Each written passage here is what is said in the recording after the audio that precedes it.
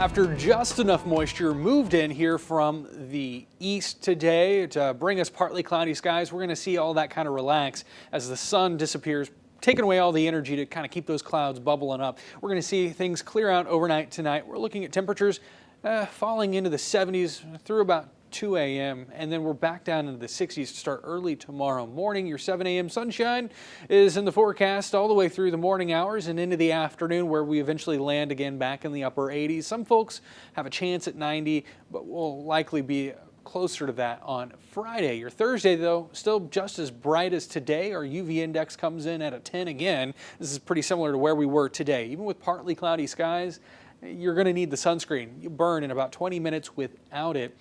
Here it comes, our next chance for rain. Not tomorrow, not the next day. We'll have to wait until Saturday, and really Saturday night, before this next cold front from the west brings our next chance at any kind of wet weather. You can see it's really struggling. Let's take a closer look as we get into Saturday night. Again, chances will grow into the evening. Clouds and rain chances are building later Saturday night. You see that moving through. This does not look like a washout by any means. We're looking at isolated to scattered chances for rain out ahead of this cold front. That's going to linger back to the west a little bit, even as that rain moves in.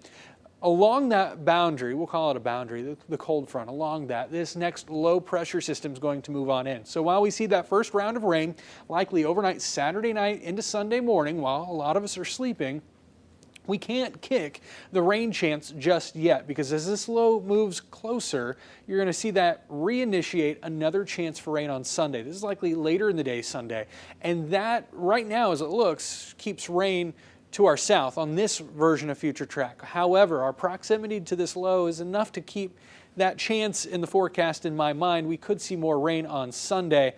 And again, looks like the Weather Prediction Center is kind of agreeing with that as well, with their map here highlighting up to another ½ inch of rain for folks in the southern tier of our viewing area. So south of Sedalia to Jefferson City, I think this is where you've got a better chance at maybe a ½ inch. We're closer to a quarter to the north. Again, we're not looking at a lot of rain along this cold front. So while we are tracking rain this weekend, it doesn't look like some of us are going to pick up nearly what some of us picked up this last weekend. But so we are still looking at rain chances falling over the weekend. That's a pattern that we've seen here lately.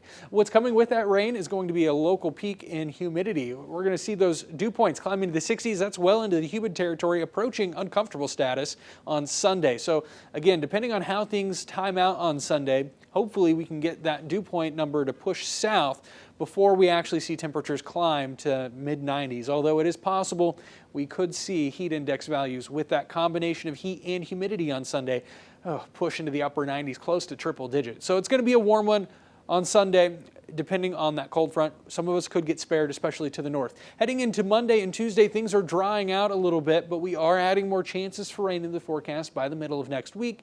But we're seeing enough uncertainty this weekend that we're going to keep that a low chance heading into Wednesday.